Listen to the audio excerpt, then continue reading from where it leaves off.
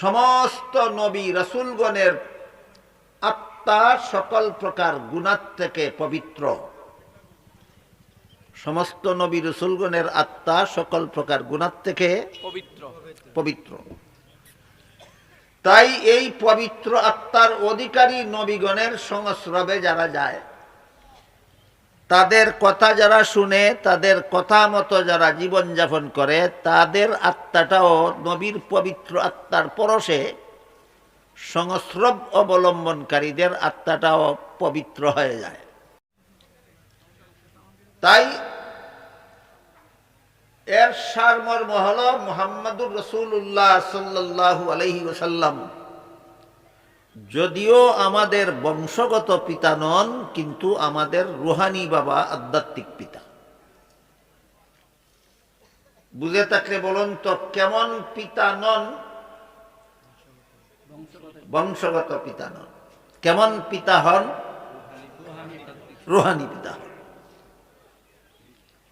সামনের কথাগুলি বোঝার জন্য মনে রাখতে হবে, রুহানি পিতা কি শুধু মুহাম্মদুর রাসূলুল্লাহ একা, না সকল নবী? সমস্ত নবী রাসূলগণই আপন আপন উম্মতের রুহানি পিতা। তাহলে একটু গভীর মনোযোগে শুনবেন এবং সতর্কতার সাথে জবাব দিবেন যে যেখানে নূহ নবীও নিজের উম্মতের রুহানি বাবা, ইব্রাহিম নবীও নিজের উম্মতের আধ্যাত্মিক পিতা, মুসা নবীও নিজের উম্মতের আধ্যাত্মিক পিতা, ঈসা নবীও নিজের উম্মতের আধ্যাত্মিক পিতা, এমতাবস্থায় মুহাম্মদুর রাসূলুল্লাহও নিজের উম্মতের আধ্যাত্মিক পিতা হওয়াটা অন্য নবীর থেকে শ্রেষ্ঠত্ব প্রকাশ করে, না সকল নবীর সমগুণ প্রকাশ করে? সমগুণ প্রকাশ করে। অথচ এক হাদিসে রাসূল করিম সাল্লাল্লাহু আলাইহি ওয়াসাল্লাম বলেন, ইন্নাল্লাহা ফাদ্দালানি আলাল আম্বিয়া ওয়া ফাদ্দালা উম্মতি আলাল উমাম। এর অর্থ হলো, আল্লাহ আমাকে সমস্ত নবীগণের উপর শ্রেষ্ঠ মর্যাদা দান করেছেন। সমমর্যাদা না শ্রেষ্ঠ মর্যাদা? আমাদের নবীকে আল্লাহ অন্যান্য নবীর সমমর্যাদা নয়, সকল নবীর উপর শ্রেষ্ঠ মর্যাদা দান করেছেন। আর সাথে সাথে রাসূল বলেন, আমার উম্মতকে আল্লাহ সকল নবীর উম্মতের উপর শ্রেষ্ঠ মর্যাদা দান করেছেন। আমাদের নবীর মর্যাদা সমস্ত নবীগণের চেয়ে শ্রেষ্ঠ, আর এই নবীর উম্মত হওয়ার কারণে আমাদের মর্যাদা সকল নবীর উম্মতের চেয়ে শ্রেষ্ঠ। সারমর্ম হলো, আমরা শ্রেষ্ঠ নবীর শ্রেষ্ঠ উম্মত। কথার সারমর্ম হলো, আমরা শ্রেষ্ঠ নবীর শ্রেষ্ঠ উম্মত। যেহেতু আল্লাহ আমাদের নবীকে সমস্ত নবী রাসূলগণের উপর শ্রেষ্ঠ মর্যাদা দান করেছেন, তাই সূরা আহজাবের 40 নম্বর আয়াতের প্রথমাংশে যে আল্লাহ বললেন যে তিনি তোমাদের বংশগত পিতা নন, আধ্যাত্মিক পিতা, রুহানি বাবা, এই রুহানি বাবা বলার দ্বারা, আধ্যাত্মিক পিতা বলার দ্বারা তো উনার অন্য নবীর উপর শ্রেষ্ঠত্ব প্রকাশ পায় না। এজন্য আল্লাহ পাক রব্বুল আলামিন সাথে সাথে ওয়া খাতামান নাবিয়্যিন বলে আমাদের নবীর শ্রেষ্ঠ মর্যাদাটা আলাদাভাবে উল্লেখ করে দিয়েছে। উম্মতের রুহানি পিতা হওয়াটা আমাদের নবীর আলাদা মর্যাদা নয়, বরং এটা সকল নবীর সমান মর্যাদা।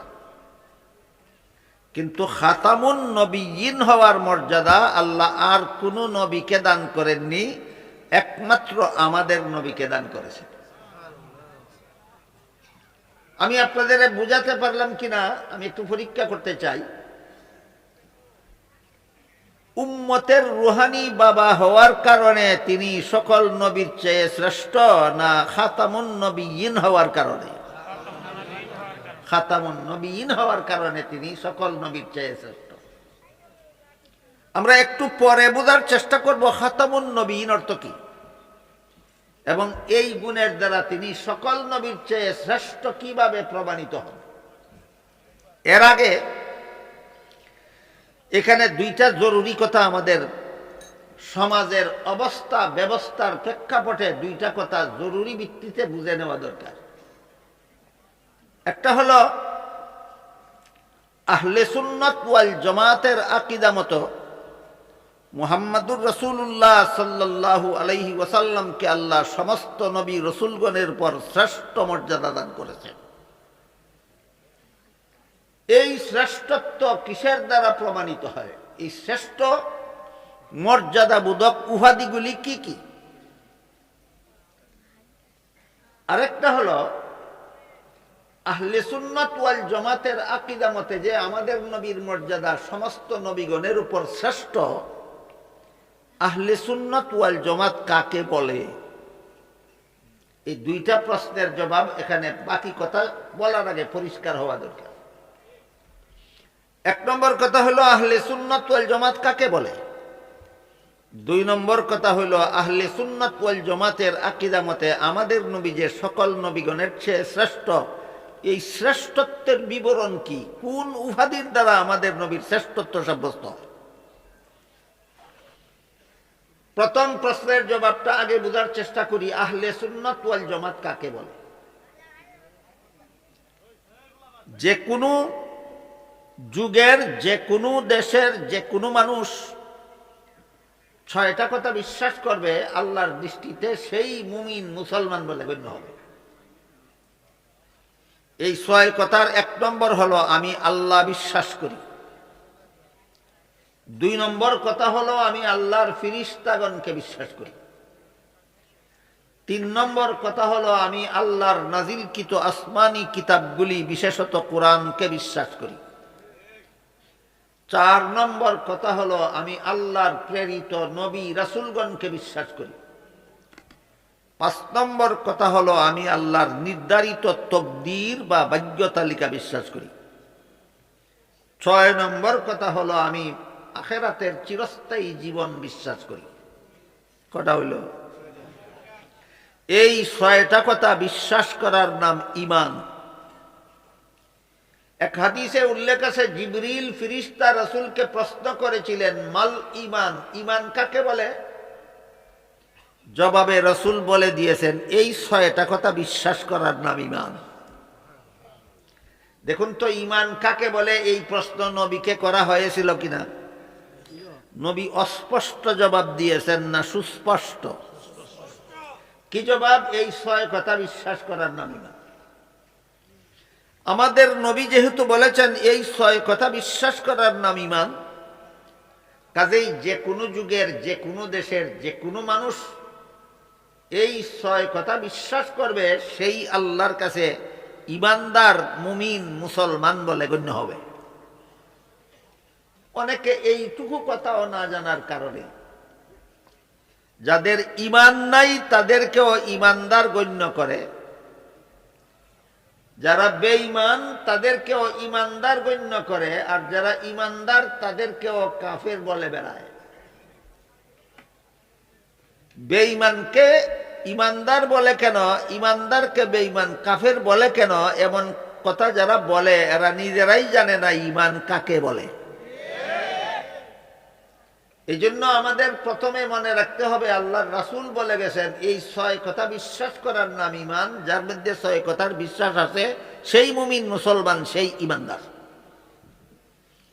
এবার বলুন, আপনারা যারা বসে বসে শুনতেছেন আপনারা কি ঈমানদার? দুই চারজন না সবাই?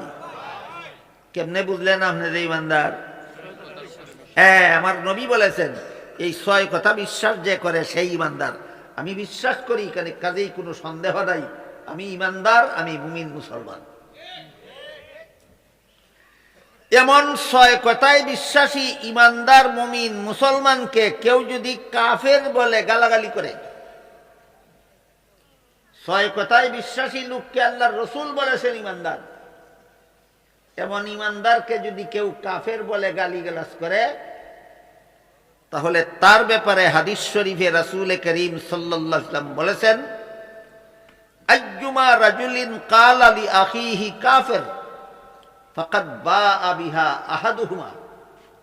মর্ম হলো, 6 কথায় বিশ্বাসী ইমানদারকে কেউ যদি কাফের কয়, তাহলে যারে কইল কাফির সে নয়, যে কইল কাফির সেই কাফের হয়।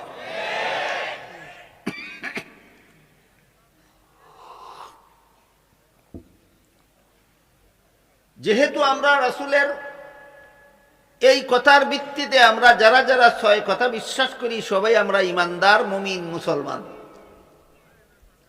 এবার আমরা বোঝার চেষ্টা করব মুমিন মুসলমানদের ব্যাপারে আল্লাহ রসুল হাদিস শরীফে কি বলেছেন।